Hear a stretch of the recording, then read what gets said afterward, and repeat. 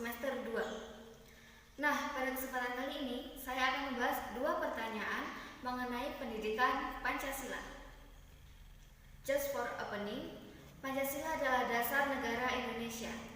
Pancasila pada sejarah perjalanan bangsa Indonesia pun bukan sesuatu yang baru, melainkan telah usang dan menjadi bagian pada nilai-nilai budaya kehidupan Indonesia.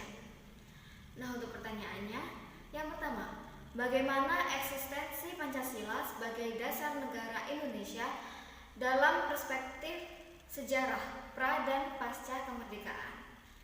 Mari kita kupas jawabannya. Pada era pra-kemerdekaan, diterimanya secara aklamasi pidato Soekarno, BPUPKI telah berhasil menyimpan rancangan dasar negara Republik Indonesia.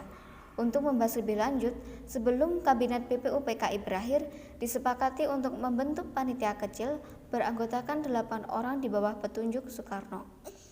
Tugas panitia kecil ini adalah mengerahkan usul dan pandangan BPUPKI yang akan dimasukkan dalam jadwal sidang kedua, yaitu pada tanggal 10 sampai 17 Agustus tahun 1945. Selain mempelajari masalah dasar negara, Panitia 9 juga ditugasi untuk menyusun tulisan proklamasi kemerdekaan Indonesia. Untuk melanjutkan sidang BPUPKI pada 7 Agustus 1945, dibentuk Panitia Persiapan Kemerdekaan Indonesia atau PPKI dengan beranggotakan sejumlah 27 orang. Peranan PPKI dalam sejarah Indonesia sangat penting, terutama setelah proklamasi kemerdekaan yang diadakan pada 17 Agustus tahun 1945. Badan inilah yang menyempurnakan berbagai perlengkapan berdirinya sebuah negara baru, yaitu Republik Indonesia. Kemudian pada era kemerdekaan, dalam perjalanan kehidupan bangsa Indonesia pasca merdeka, Pancasila mengalami banyak perkembangan. Pancasila saat masa ini mengalami masa kejayaannya.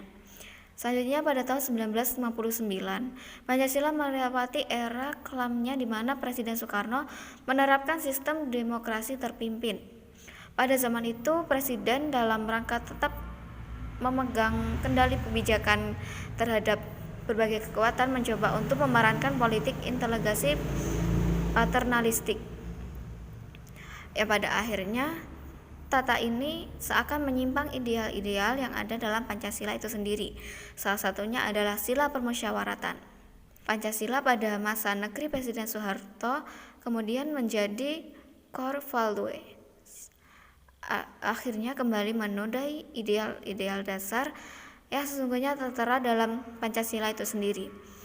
Pada tahun 1998, pemerintahan Presiden Soeharto berhenti dan Pancasila kemudian masuk ke dalam era baru, yaitu era demokrasi.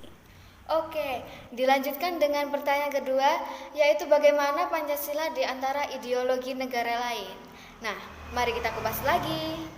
Negara Indonesia merupakan negara demokrasi, yang berarti Indonesia mengarah ke liberalisme dalam hal ini.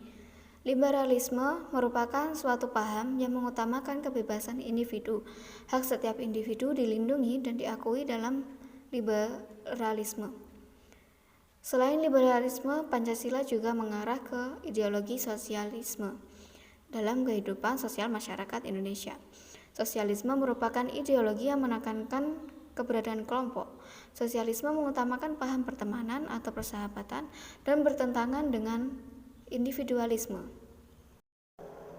Baiklah, demikian tadi adalah kupas-mengupas pembahasan mengenai pendidikan Pancasila. Semoga pembahasan tadi bermanfaat untuk kita semua. Saya Anissa Salsabila Rahma, mohon undur diri. Wassalamualaikum warahmatullahi wabarakatuh. Salam komunikasi.